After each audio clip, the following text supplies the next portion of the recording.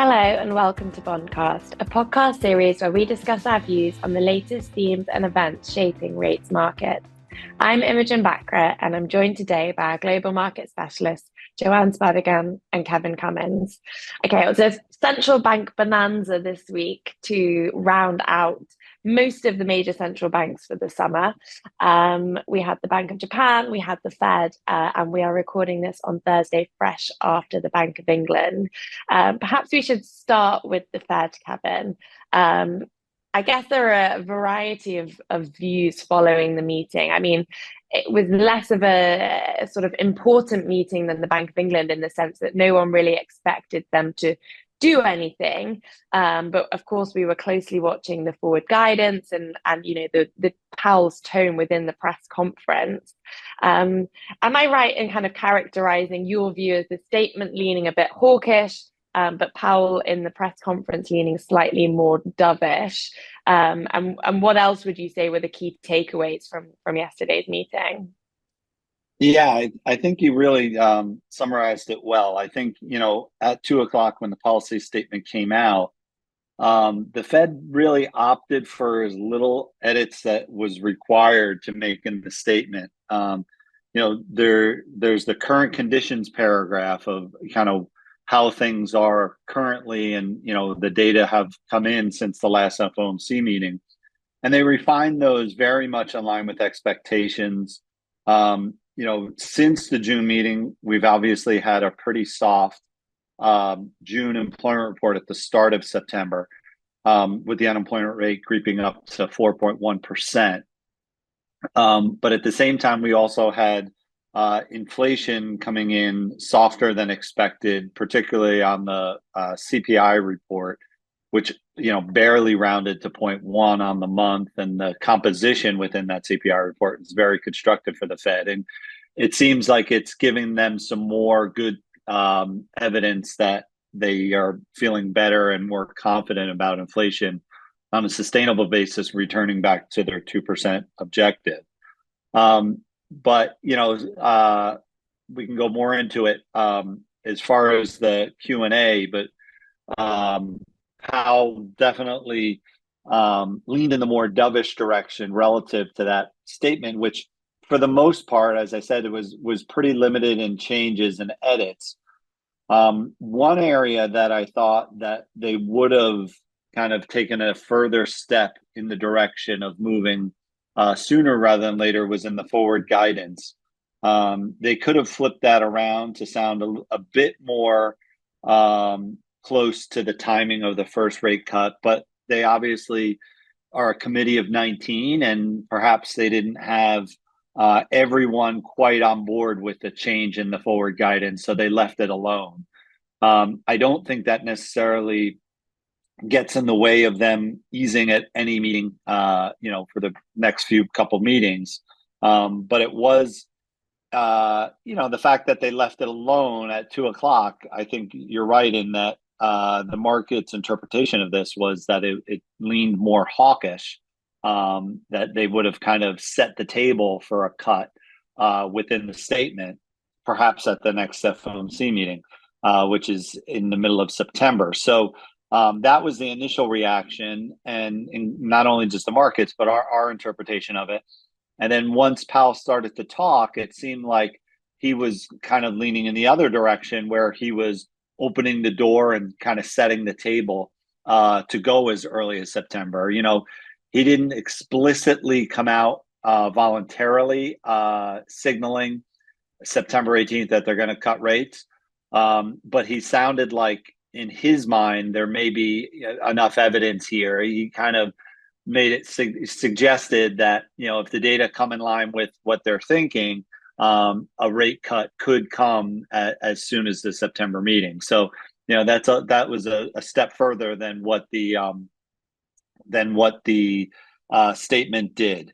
So yeah, it was a little bit of a reversal of kind of the initial reaction to what started at 2 o'clock with the statement.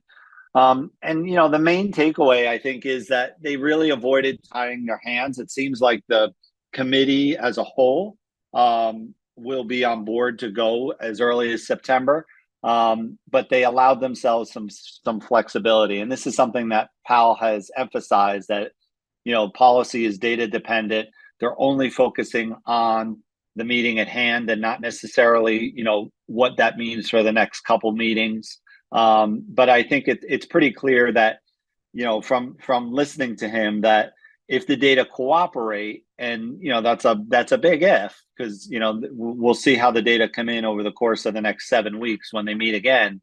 That I think it would be pretty consistent with a cut in September. He did mention in his Q&A that, and in fact, we'll see it in the minutes in 3 weeks' time, that there was a discussion, at least among some members, of potentially moving in July. So, like the backdrop has changed since June. But, when you think about it with that dot plot, it really was the most flexible dot plot that you could really want by the end of the year. Now, it showed, only one cut this year. So in the wake of that meeting, the data have been more supportive of two, I would say. And we'll see. I mean, it could change and go in the other direction if we get a stronger than expected inflation report, or if the unemployment rate were to come back down after rising. Those are things that the Fed's watching.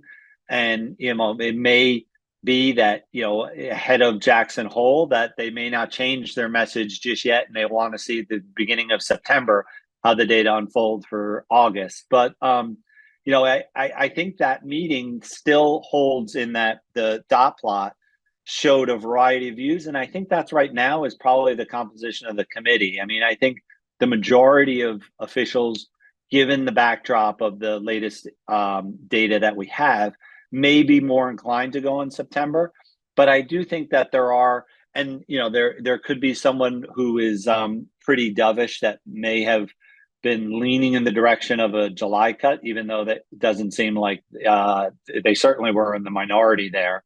But there probably are still some hawkish members of the committee who, as of June, didn't expect any rate cuts this year, that may be a little bit more reluctant. And that may have shown its colors through to the statement itself, because the statement, of course, represents the entire committee. And the more dovish tone that Powell used was perhaps more of what he wanted necessarily, or he thinks at this point is the right move, in 7 weeks' time. So time will tell, and it'll really come down to the data, whether or not they go in September, or if they were to wait till after the election.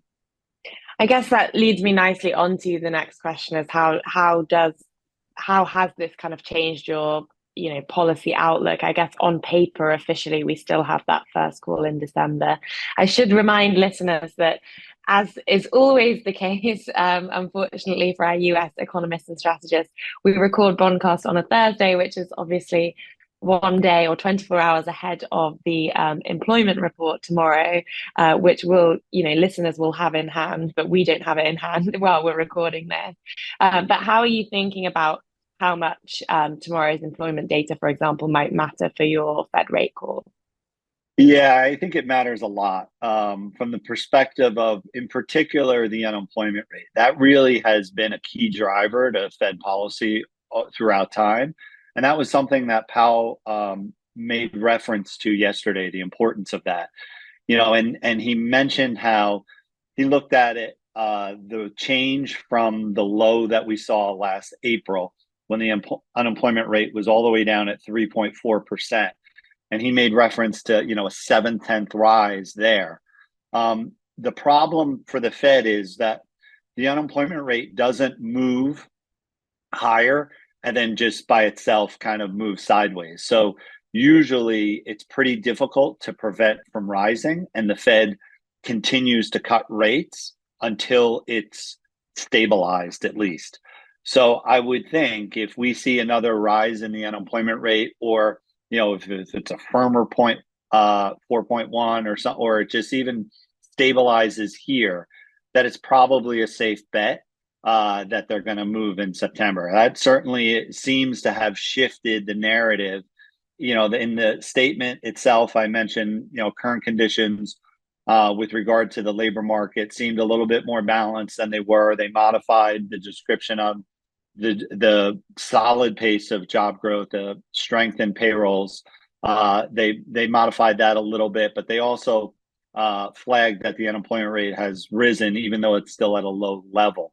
So I think that's bothering them. And I think the worry now in this more balanced, two-sided risk to both their inflation and their labor market mandates are that, if they remain too restrictive, and that's a credible question that they're asking themselves, do they, put undue necessary downside risk to the sustainability of the expansion? So, they're trying to get the timing right. At the end of the day, whether or not they go in September or December, I don't think it really matters that much if you really aren't slipping into a recession.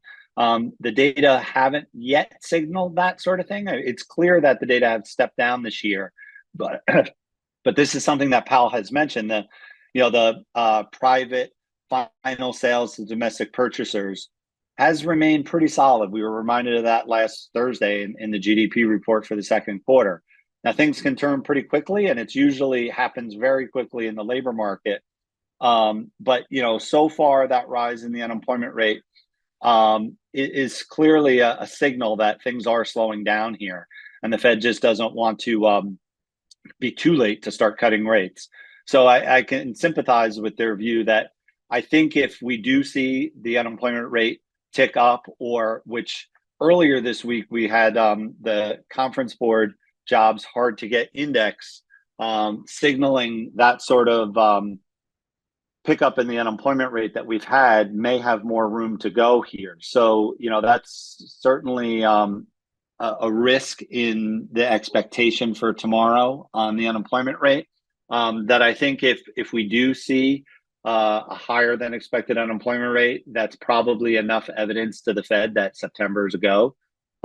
So we'll see, and obviously listeners will know at this point when they hear the podcast whether or not the unemployment rate ticks up. And if that's the case, I think if we get a number in line with expectations on the inflation side, there was enough table setting from Powell that we probably will have to flip our call to pull forward from December to add another in September, and to keep probably another cut in our December forecast.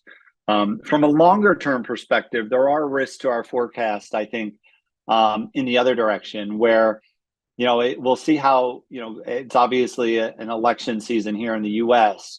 And betting markets are putting a higher probability of a Trump presidency, and if that is the case, unless there's a shift away from the rhetoric that we've heard from Trump regarding tariffs, our numbers on the inflation side are probably too tame. That if these tariffs are put into place, I think there's a lot more upside risk to inflation next year.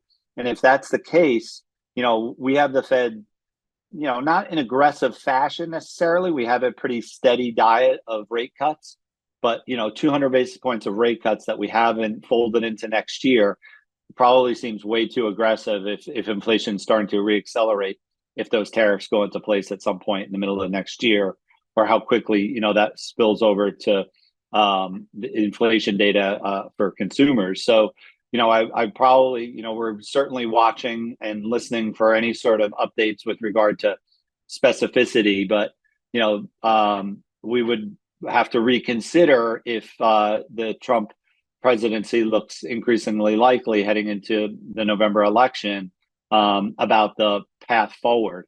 Now, Powell was asked yesterday explicitly about whether or not Harris or a Trump presidency would filter into the Fed policy. He, as any central banker, he's going to say no, and it's independent. But when thinking about expectations and likelihood, the Fed's not going to put them into their numbers just yet until they see the winner. So in September, when we get the updated projections, I think next year's inflation forecast, if it's a Trump presidency, is going to look way too low from the Fed's perspective. And they're not going to explicitly, put those into their rate expectations. But I think, as a private sector forecaster, thinking about risks for next year, it's clearly on the high side if these tariffs are put through. They're pretty sizable in its scope for, how much of an impact that could have on inflation. I mean, we were looking at some, sensitivity analysis, and it looks like it could add somewhere in the neighborhood of like 2.5 percentage points to top line CPI. So instead of looking at, say, for example, a 3% year over year increase this year in CPI, and in our base case, we have it decelerating to about 2% next year. Instead of a deceleration, you'd have a reacceleration to probably somewhere in the neighborhood of 4.5 to 5% inflation next year. So, the Fed's reaction function, if that's the case, is going to be very different than what we show in our base case. Now, obviously, there's a lot of pluses and minuses, and we'll see where energy prices go. Maybe, that's something that could offset a lot of the tariff impact. But, trying to tease out what sort of impact that those tariffs could have, they do look pretty sizable, and they're pretty meaningful in that scope by themselves. Yeah, I think you raised a really important point, and probably something we will come back to very frequently in the coming months on this pod, not just, the impact of a Trump presidency on inflation, but so many other things as well from a kind of, foreign policy trade perspective. And certainly I know, Joann, you've been thinking about it from a European angle as well.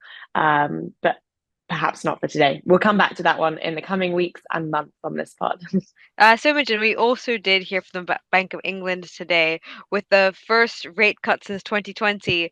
Obviously, the market was finally balanced, but do you think this is the start of an easing cycle or more of an ECB style cut where they, have one and are done for a few more months? Yeah, I think that is a very good question, and not one that is actually especially clear after today's meeting. So the Bank of England did cut rates a quarter of a percentage point, 25 basis points, from 5.25% to 5%. As you said, Joann, I think there had been a growing consensus in the last couple of days that the Bank of England would cut rates, but certainly when we wrote our BOE preview, and probably when we talked on this podcast last week, markets were pretty much evenly priced 50-50. So it really was a bit of a coin toss as to whether they were going to cut rates or not. In the end, they did. And so, that had a kind of dovish feel to it, of course, given that the market wasn't really fully expecting that. And there were other elements too that I think have driven a dovish market reaction in the aftermath. So, the rate cut itself was quite dovish, but the way in which the minutes also downplayed the recent strength in service price inflation, they talked about how, as they have done previously, but they talked about how it was mainly being driven by kind of volatile indexed factors. Bailey talked in the press conference. He said not much has really changed economically or in terms of economic news. And he said that services inflation was a bit higher, which is a bit of a misrepresentation, if you ask me. Services inflation is 0.6% higher than they thought it would be just 3 months ago. They thought at this point services inflation would be at 5.1, and it's now at 5.7, and some distance away from what would be consistent with a 2% inflation target sustainably. So to characterize the developments in the economic sense as being not really much changed, I think is a bit disingenuous, especially when you consider other developments as well. They talked about the recent strength in the economic outlook, adding further upside risks to inflation. They talked about the fact that there's obviously there's been a recently announced public sector wage rise, but they kind of played down the impact of public sector wages to private sector, and actually suggested that the reverse was true: private sector leads public sector. So in the way that they sort of framed the economic outlook, it was quite dovish. But the way in which they framed the rate cut decision, I would say, was quite hawkish. They talked about the fact that the decision was finely balanced for some members. So of the majority that voted for a rate cut, there were 5 voters this time around. They it was still quite a finely balanced decision. They still recognized that there was kind of domestic price pressures and there was some upside risks to those price pressures.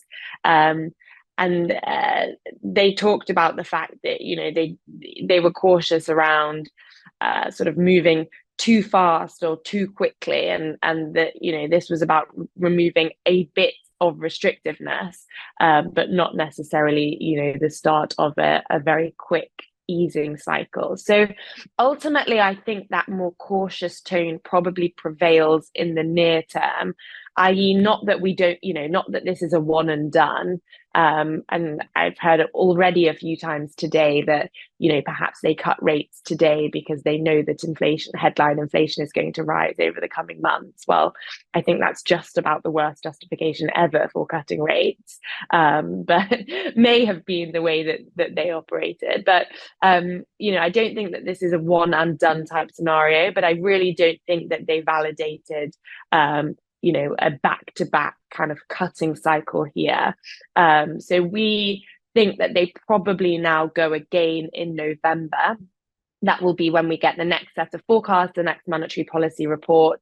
So they skip September, they go again in November, and then they perhaps don't go again until February after that. So it's not really now that we think that their reaction function has shifted, especially dovishly, i.e., we don't expect them to get to a particularly lower terminal rate, but maybe we just get there a little bit sooner because that first rate cut has come a little bit sooner than we were expecting. And I think there has been a bit of a shift in the sense that, you know, they previously emphasized this framework around services inflation, around wage inflation, the tightness of the labor market being those kind of key indicators of persistence. And they do seem to have, certainly amongst the majority that voted for a rate cut, they have de-emphasized the importance of those three indicators, I think. Amongst those that didn't vote for a rate cut, and certainly Hugh Pill, you know, within that group, I think that those key indicators of inflation persistence are still worrying to them, and that's still what they are looking to, and that's still what they need to see come off before they are happy with reducing rates. But for those that majority 5 that voted for a rate cut today, I think their framework has shifted a little bit, and that makes it, you know, quite hard for us to have much conviction at all, really, in you know, what they do over the next couple of months, because they had this framework, and arguably within their framework, they shouldn't have been cutting rates today. Now we can argue whether they should or they shouldn't in general have cut rates today, but within their framework that they had set up, which emphasized service price inflation, with that still very sticky and close to 6%, as the chief economist told us just a couple of weeks ago, you would argue that they shouldn't have been cutting rates today. So that framework has shifted, but it's not obvious to me really what the new framework actually is, and therefore what we should necessarily be focused on going forwards. But we do expect service price inflation to remain sticky. We see actually some upward pressure in the near term, and so we think that combined with probably a cautious approach to easing, you know, wanting to just reduce restrictiveness a little without getting back to an especially lower terminal rate particularly quickly, probably lends itself to the first rate cut. Not the first rate cut, the next rate cut. We've had the first rate cut, the next one not coming until November. So what about QT, Imogen? Did we learn anything new about this at today's meeting? So in theory, yes. In reality, no. So the Bank of England takes a decision annually on the pace of quantitative tightening in the 12 months ahead in every meeting in September. And in the August MPR, which is what we had today, the monetary policy report, they have traditionally for the last couple of years now included a review of QT over the past 12 months, and that kind of feeds into their decision of what the pace of QT should be going forwards. So we didn't really learn very much about how they're thinking about QT. You know, as ever, they sort of, you know, upheld their view that QT is having a very limited impact in the market. It's having a very limited impact on yields, and it's having a very limited impact on the real economy. So to the degree that we were looking for that to give us hints about what they might decide to do in September, I don't think we learned much new.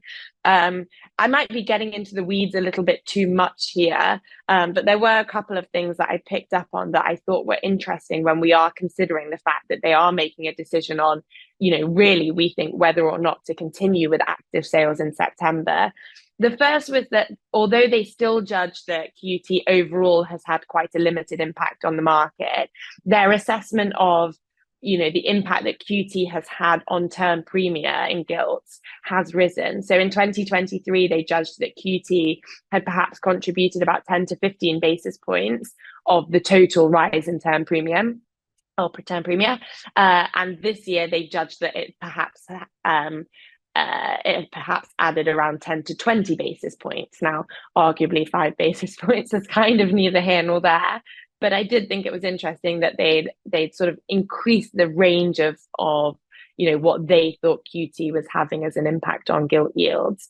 And the second point, which is perhaps a little bit more interesting when we're thinking about the pace of QT going forwards, was that last year there was a clear line in this box within the monetary policy report that said, when they were talking about the pace of, or the vote that they were going to take on the pace from September, it said the committee places some weight on a continuity in sales. They were talking about that with reference to the fluctuation in the redemption profile and the fact that some years you'll have much higher and some years you'll have much larger. And this year we saw a pickup in the redemption profile.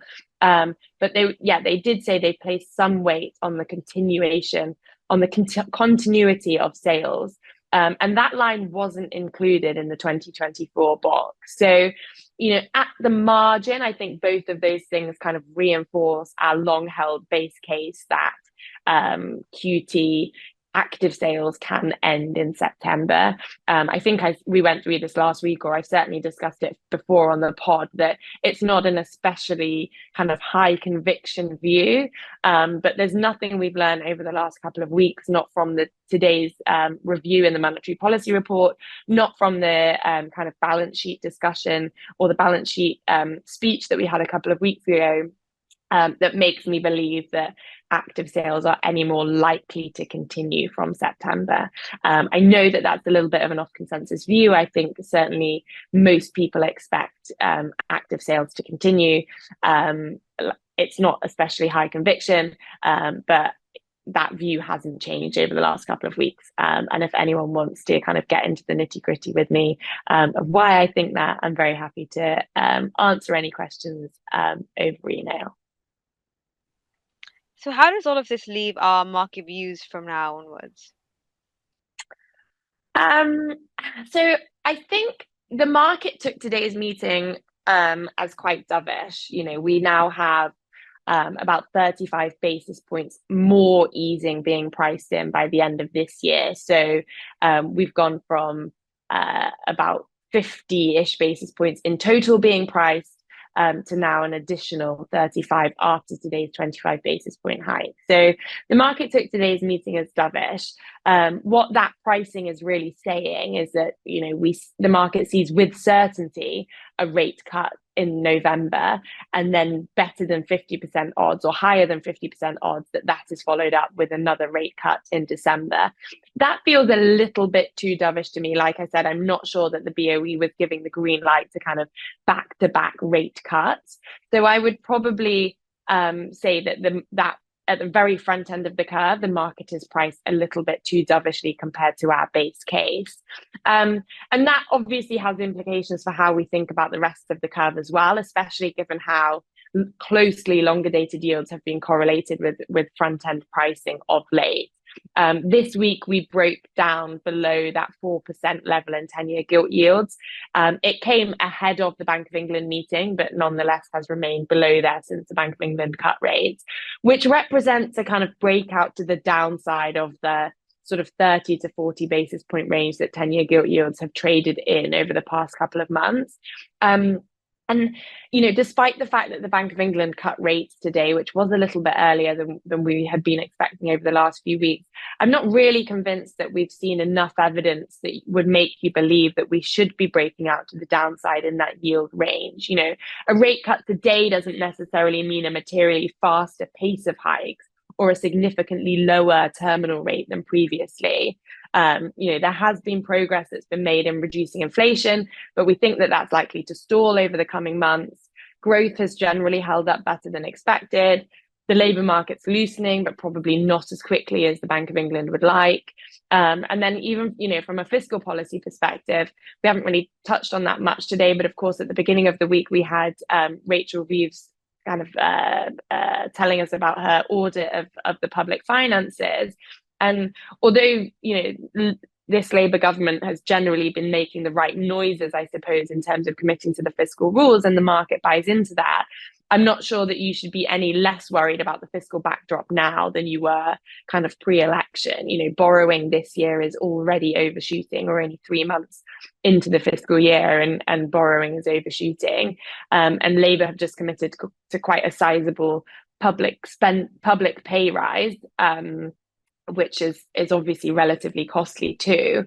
And so although they're sort of committing to these fiscal rules and setting up, difficult decisions, I think, in the budget in October in terms of tax rises to plug some of this kind of hole that they say they've just discovered, I'm not sure you're much less worried about the fiscal now than you should have been, 6 weeks ago. So it's not clear to me that we should be kind of breaking out to the downside of that yield range. And if anything, I think gilt yields, if we're right on all of the other stuff, should actually be higher from here than lower. So I would fade that kind of recent rally and that cross market outperformance.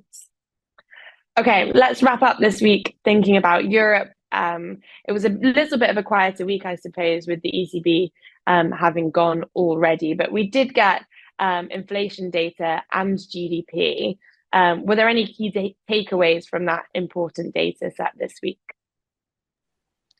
So Europe did feel a little bit sidelined by, I suppose, the excitement in the rest of the world this week. But the data that we've got, I think, more or less helps to confirm the narrative we've had for quite a long time in Europe.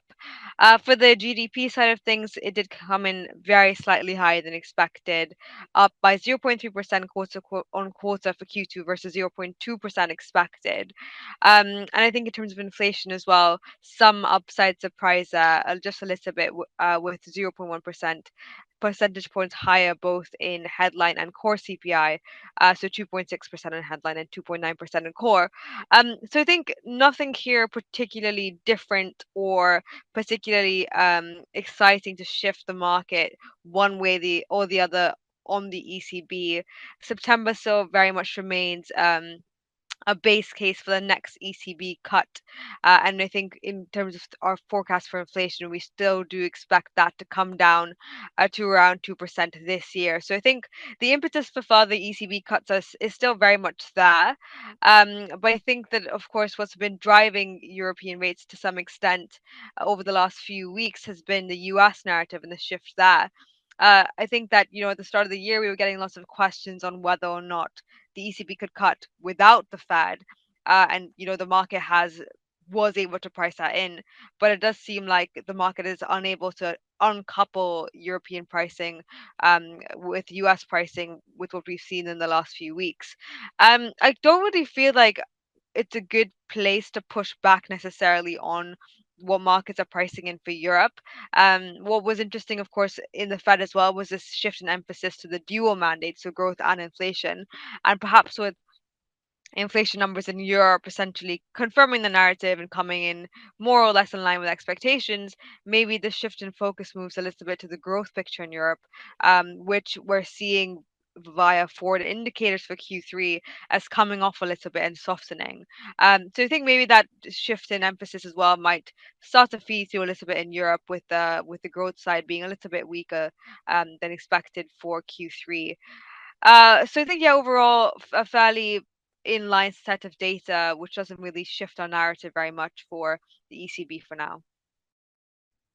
I guess dovish Fed and a dovish Bank of England and kind of inline data that doesn't move the needle for your ECB view has all helped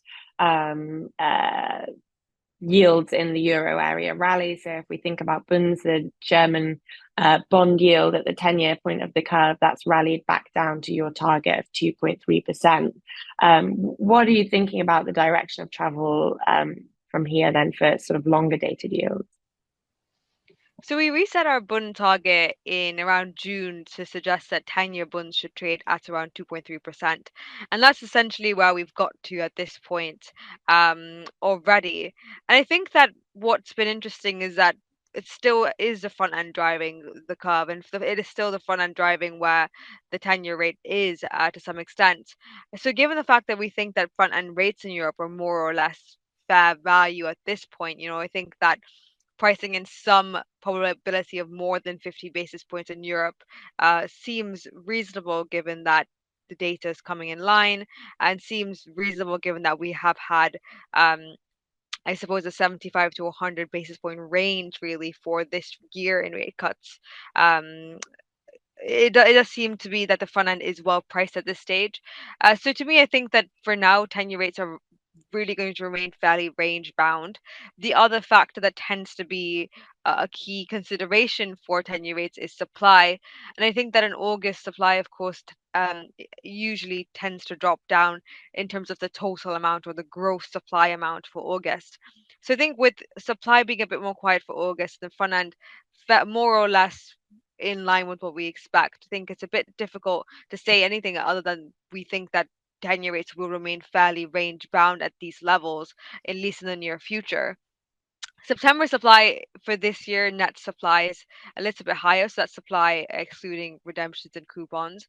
But I do think that, with many questions, for example, on the Fed reaction function and what the Fed will do in September, I really don't think that supply will be the key driver in September. And that's, I suppose, another reason why I think that, at least in the near term, the focus on the front end, the focus on the Fed, the focus on what central banks will do does mean that we are in a range bound area really for 10-year rates, I think, at least in the near term. Okay, great. Well, thank you both for joining me. And just a reminder to our listeners that we will be taking our usual kind of summer break over the month of August after this podcast. So there will be no Bondcast for the next couple of weeks, but we will return refreshed, hopefully, in September when it sounds like there is already going to be a lot for us to get our teeth into. So yeah, thank you both for joining me. Thank you to our listeners for listening in. And just a reminder, if you like today's episode, please don't forget to hit the like button and click subscribe so you can get the latest episode as soon as they're available. Thanks. See you in September.